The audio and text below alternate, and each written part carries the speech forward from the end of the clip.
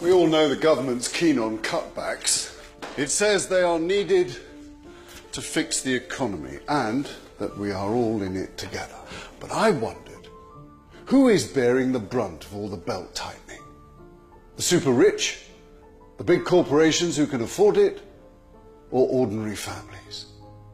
So, I thought I'd ask a well-known search engine. Let's start with families. Mums, for example. How are mothers doing under the current government? Cuts in the support for women will leave mothers £13 billion worse off over the course of the current Parliament. Figures produced by the House of Commons Library. OK, we can't argue with that. What about the elderly? Spending on social care, that's care homes, home visit, Meals on Wheels, has been slashed by more than 20%. So, ordinary people are taking a hit. The wealthy and big companies got billions of pounds in tax cuts in George Osborne's recent budget, while working people suffered significant losses. And this is from the Independent Institute of Fiscal Studies. OK, but surely the government is sorting out tax avoidance on big companies who make huge profits. Like a certain well-known search engine. How much UK tax did Google pay last year? It works out at less than 3% of its UK revenues. And that's from the Mail Online. So, when times are tough, the government squeezes the less well-off while letting the riches avoid paying the taxes that the rest of us do.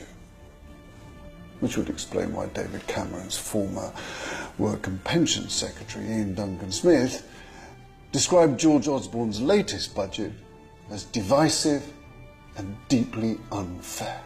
But even if they're unfair, aren't these cuts working? Has George Osborne succeeded in getting rid of the deficit and cutting the debt as he promised? No.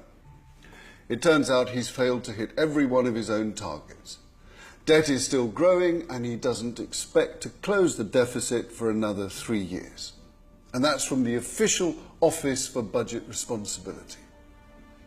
And the economy? The latest official forecasts show growth down, earnings down, investment down, export down and productivity down. The truth is, this government's policies are not just unfair, they're a failure. They're simply not working. A dose of common sense is what we need. The government's policy is to lean on the disabled, the poor and the elderly, to pay for the tax breaks for those who need them the least. Labour will build an economy that invests for the future, that is fair for all and that works for all. It's a fairer way and it's a better way. Oh, now that does make sense.